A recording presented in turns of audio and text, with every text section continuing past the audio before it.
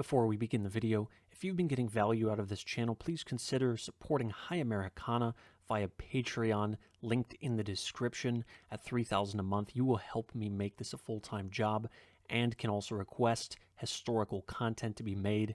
Thank you. And now, a passage from Stonewall Jackson by Henry Alexander White from Chapter 3, The Mexican War. The war between the United States and Mexico began with the battles of Palo Alto and Resaca de la Palma near the Rio Grande in May 1846. General Zachary Taylor, commander of the American forces, won both of these fights. He then crossed the Rio Grande, captured the Mexican town of Matamoros, and overran a considerable portion of northern Mexico. When Jackson arrived at the theater of war, his regiment of artillery was sent to Point Isabel at the mouth of the Rio Grande. His first work there was to place heavy guns in position behind the walls of the forts. The young lieutenant, however, was eager to go to the front. "I envy you men who have been in battle. How I should like to be in one battle." These were his words spoken one afternoon on the beach at Point Isabel to Lieutenant D.H. Hill, who had taken part under General Taylor in the early engagements of the war. His desire to enter a fight was soon gratified. Early in 1847, General Winfield Scott organized a naval and military expedition for the purpose of capturing Veracruz, the chief seaport of Mexico. The principal part of the American land forces was assigned to General Scott. In February 1847, General Taylor led his small army to the field of Buena Vista and won a great victory over the large Mexican army, led by General Santa Anna. The 1st Regiment of Artillery, however, sailed down the coast with Scott's expedition. On the morning of March 9, 1847, his army of 13,000 men landed on the beach, about 1 mile south of Veracruz. Trenches were dug and the heavy guns were brought into position to batter down the walls that stood around the ancient Mexican town, defended by an army of 4,000 men. On March 22nd, the first shell was thrown from the American batteries into Veracruz. The roar of the heavy cannon went on continuously until the 27th, when the place was surrendered, together with 400 cannon. This result was attained by the American artillery alone. The 1st Regiment was engaged throughout the siege. Jackson had been already appointed 2nd lieutenant, and in the smoke and din of that fierce bombardment, he had his first experience in battle. The fire which the Mexican guns sent back in reply to our cannon was not seriously destructive. Many of their shells must have fallen near Jackson, however, for his cool bearing in the battle caught the eye of his superior officers. A few months afterward, he was promoted to the brevet rank of 1st lieutenant for gallant and meritorious conduct at the siege of Veracruz. About the middle of April 1847, General Scott began the advance towards the city of Mexico. The road from Veracruz to that objective point was more than 200 miles in length. Moreover, it led across steep mountains. When the head of the American column arrived at the mountain pass of Cerro Gordo, Scott found there a Mexican army of 13,000 men with 42 cannon ready to obstruct his advance. This force was under the command of Santa Anna himself, who had moved swiftly from the field of Buena Vista to meet Scott in the mountains near Veracruz. The Mexicans were drawn up in a strong position, with their right resting near a deep ravine and their left on the lofty hill of Cerro Gordo. The latter was crowned with batteries, and the entire Mexican front was strongly entrenched. General Scott's force at the foot of the pass amounted to about 8,500 men. He paused to make an examination of the enemy's position. Captain Robert E. Lee, an officer of the Engineer Corps, discovered a way of advance, concealed from the view of the Mexicans, by which an attacking force might move around the end of their line and strike them in the flank and rear. Cannon were drawn up the steep hills within range of the hill of Cerro Gordo. The flank movement was made, and at daylight on the morning of April 18th, the assaulting forces rushed against the enemy's defenses. A bayonet charge carried the height of Cerro Gordo. At the same time, Santa Anna's right was assailed by a flank movement and rolled back upon his center. The Mexicans fled, leaving all of their artillery upon the field, with 1,200 men killed and wounded, and 3,000 men who were made prisoners by the Americans. We have no record with reference to Jackson's part in the fighting at Cerro Gordo. His regiment of artillery could not use heavy cannon, and therefore went into the engagement as infantry. The regimental flag was among the first to be seen waving over the enemy's defenses.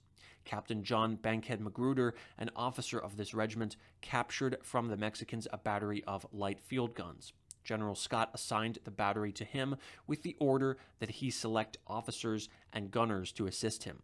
Magruder was extremely hot-tempered and a stern disciplinarian. Moreover, he was full of daring courage, and the men of his battery must expect strenuous work in battle.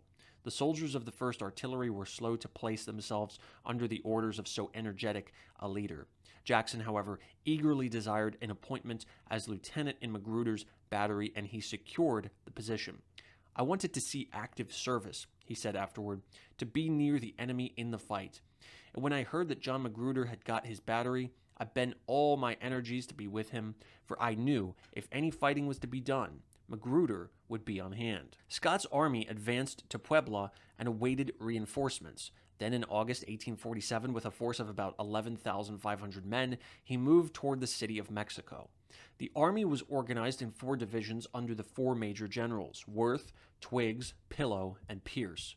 Magruder's battery formed a part of Pillow's division. Santa Anna, with 30,000 Mexican soldiers, awaited the American attack. At Ayotla, near the northern shore of Lake Chalco, Scott pitched his camp and began a reconnaissance. Captain Robert E. Lee was the leader of the engineers in the work of examining the Mexican defenses. It was found impracticable to attempt the capture of the city by advancing against its eastern side.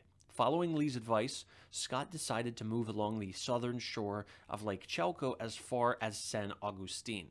This town was located at the foot of the mountains, 12 miles south of the city of Mexico, and it now became the base of operations in the attack upon the capital. At San Antonio, a point upon the roadway between San Agustin and the city of Mexico, strong fortifications and heavy cannon obstructed the American advance. These defenses must be turned.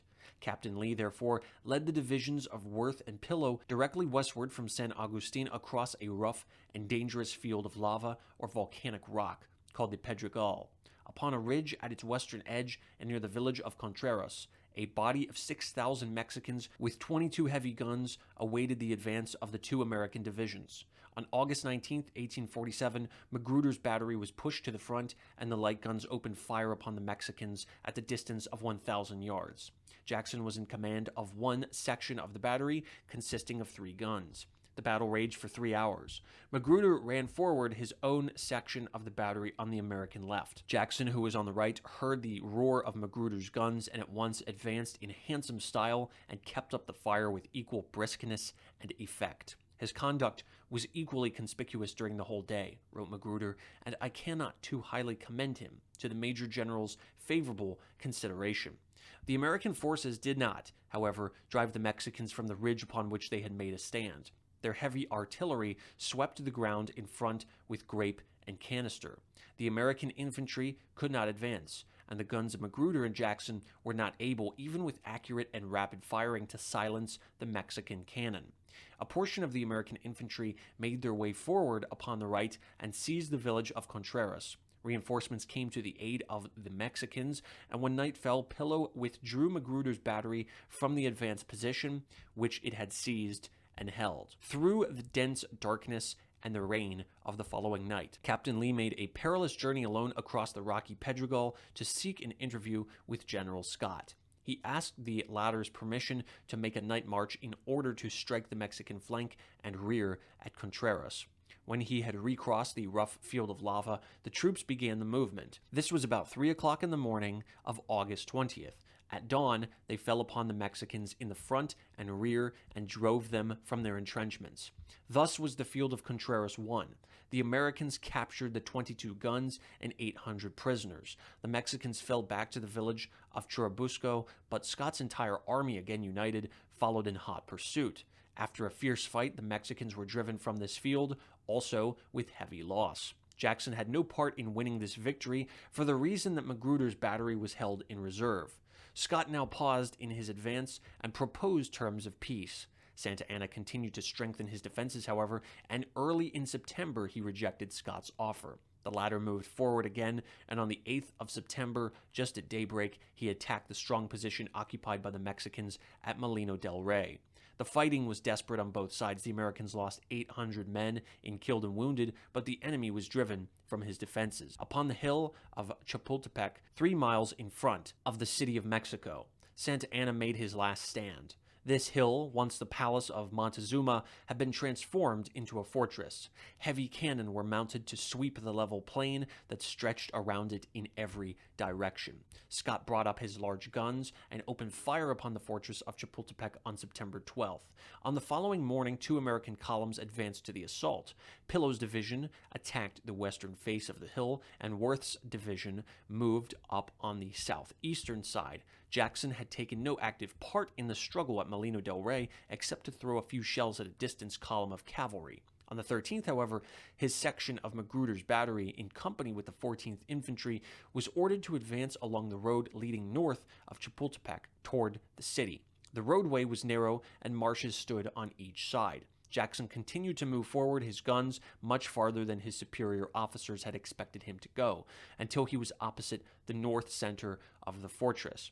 From the heights of Chapultepec, immediately on his right, a fierce storm of iron hail was poured down upon his gunners. Jackson steadily advanced until he came within range of a Mexican field gun, posted behind a breastwork, whose canister shot was raking the road along which he was proceeding.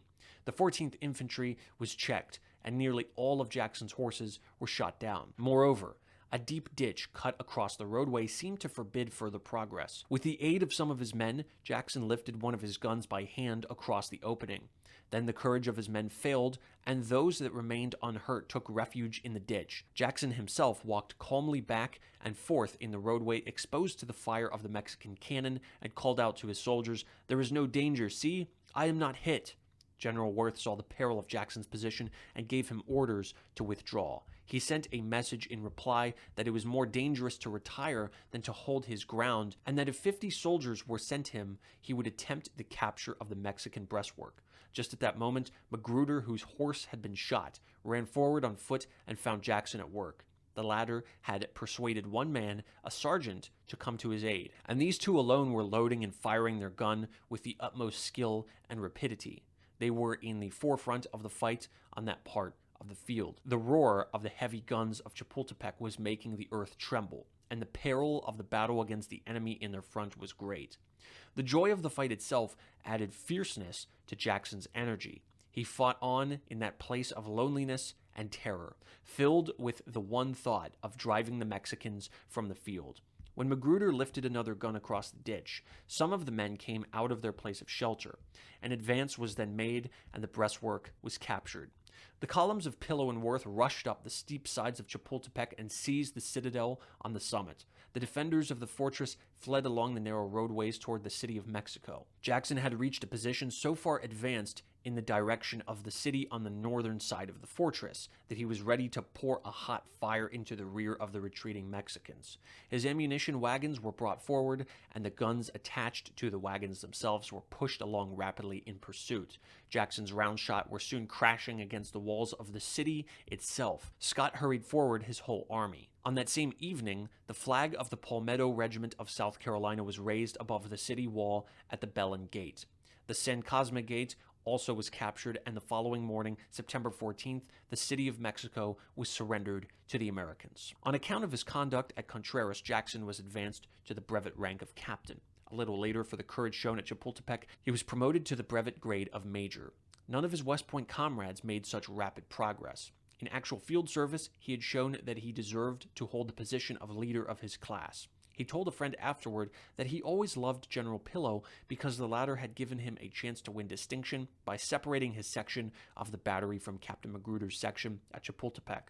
He said further that the only anxiety of which he was conscious in any of these battles was the fear that he should not meet danger enough to make his conduct under it as conspicuous as he desired, and that as the fire grew hotter, he rejoiced in it as his coveted opportunity. He declared, moreover, that the danger of battle always had an exalting effect upon his spirit, and that he was conscious of a more perfect command of all his faculties and of their more clear and rapid action when under fire than at any other time. Jackson's name was mentioned in General Scott's dispatches to Washington. While Scott was holding a levee in the city of Mexico, Jackson was presented to him. The commander-in-chief assumed an air of great sternness and said, "I don't know that I shall shake hands with Mr. Jackson." Of course, Jackson blushed and was much confused. Then Scott said, "If you can forgive yourself for the way in which you slaughtered those poor Mexicans with your guns, I am not sure that I can, and at once held out his hand. No greater compliment could have been paid a young officer, says General Gibbon, and Jackson apparently did not know he had done anything remarkable till his general told him so. General Pillow's report made special mention of Jackson's bravery, and General Worth called attention to the noble courage of the gallant Jackson. Magruder's report declared that if devotion, industry, talent, and gallantry are the highest qualities of a soldier, then is he entitled to the distinction which their possession confers. After the capture of the city of Mexico, negotiations with the Mexican government were begun with a view to the reestablishment of peace. For a period of about 9 months, therefore, Scott's army rested in camp. Many of the American officers took part in the social gaieties of the Mexican capital. Among these was Jackson. His quarters were within the old royal palace. He gained an introduction into some of the homes of the higher class, and was delighted with the hospitality and the courtesy that were shown him. He worked hard to learn the Spanish language, and after a few months, he found that he could read it and speak it with a considerable degree of fluency. He overcame his native awkwardness to such an extent that he acquired the art of dancing. He confessed, moreover, in later years, that he came near losing his heart to some fair Mexican woman, one of the social leaders of the capital. These lighter interests of life did not hold a serious place in Jackson's mind and heart for any long period of time. Weightier matters began to disturb him. The earnest conversation of Colonel Frank Taylor of the 1st Artillery now aroused Jackson's spirit to a consideration of the question of a personal religious faith. He therefore began to make a careful inquiry concerning the standards of belief and conduct advocated by the various religious denominations. In June 1848, after peace had been made with Mexico, Jackson's battery was sent to Fort Hamilton on Long Island, 7 miles below New York City. There he spent 2 years in garrison life. Colonel Taylor was in command, and he continued to take an active interest in Jackson's spiritual welfare. The latter decided that he would make a public profession of his Christian faith, but he was uncertain yet as to the denomination with which he preferred to unite. Since there was some doubt about his having received baptism as a child, he was baptized by an Episcopal clergyman in the fort on April 27, 1849, and received communion in the Episcopal Church. He was not confirmed, however, and was not, therefore, as yet, formally connected with any church.